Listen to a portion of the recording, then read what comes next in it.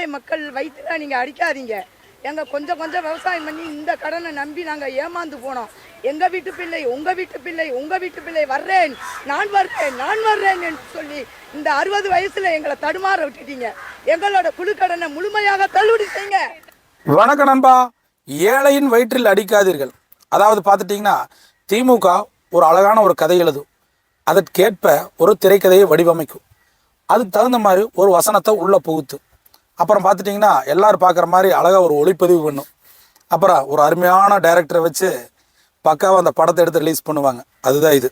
அதாவது கேள்வி கேட்குற அம்மா, உங்களுக்கு ஒரு விஷயம் புரியுதுங்களா? ஆட்சி வந்து அவர் 20 நாள் தான் ஆச்சு உட்காந்து.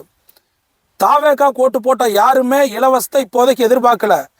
ஆனால் நீங்கள் யாருன்னு நல்லாவே தெரியும். திராவிட மாடல் ஆட்சி செட் பண்ணால் 200 ரூபா ஊப்பிங்க. நான் ஒன்று சொல்கிறேன் கேளுங்க. இந்த அம்மா எவ்வளோ தூரம் கஷ்டப்பட்டு பேசுதில்ல. மைக்கு கேள்வி கேட்குறாரு, எந்த சேனல்? Sun news. அது எப்படிப்பா செட் பண்ணி நீங்களே மக்கள்கிட்ட அவதூறு உரப்பிட்டு இருப்பீங்க? ஆளுங்கட்சியா திமுக என்றைக்குமே மக்களுக்கு எந்த வேலையுமே பண்ணதில்லை, எந்த பணிகளும் பண்ணதில்லை, எந்த சேவையும் பண்ணதில்லை. ஆனால் எதிர்கட்சியாக திமுக பயங்கரமான வேலை ஒன்று. ஏன்னா அடித்த பணம் அந்த அளவுக்கு இருக்குது. திராவிட மாடல் ஆட்சி சும்மா கிடையாது. அடிச்ச ஒவ்வொரு துறையில் அடித்த பணம் அந்த பணம் இருக்குது. அதனால தான் விலை கொடுத்து வாங்கி பேசுகிறாங்க. அது எப்படி சன் நியூஸ் மட்டும் பேட்டி எடுக்குது? இதான் நேர்மையா? ஒருவேளை தமிழக வெற்றி கழகம் ஆட்சிக்கு வராமல் இருந்திருந்தா எப்படி? திமுக ஆட்சிக்கு வந்திருந்ததுன்னு வச்சுருங்க, போராட்டம் பண்ணுவீங்களா? தெம்பு இருக்கா? திராணி இருக்கா? தைரியம் இருக்கா? 10 செகண்டில் தூக்கிட்டு போய் உள்ள வச்சுருப்பாங்க. அந்த மாதிரி திராவிட மாடல் ஆச்சு. அண்ணன் வந்து உட்கார்ந்துருக்கிறாரு. 20 நாள் தான் ஆச்சு. ஏற்கனவே நாடு 10 லட்சம் கோடி கடன்ல இருந்து ஒத்த குடும்பம் சுரண்டிட்டு இருக்குது. புரிஞ்சுங்களா? எல்லா துறையிலையும் ஊழல்.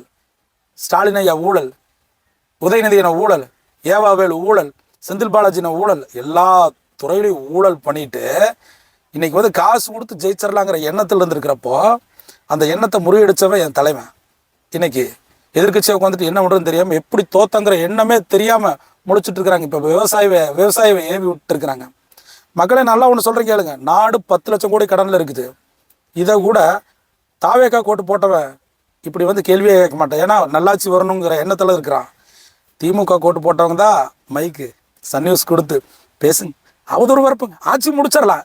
இப்போ கூட சொல்கிறேன், வார்டு கவுன்சிலர் கூட அந்த திராவிட மாடல் ஆட்சி ஆக முடியாது. பார்த்துடலாம். ஊழல் திமுகவா நேர்மையான தாவேக்காவா பார்த்துருவோம். காலம் இனி சூடாக இருக்கும்.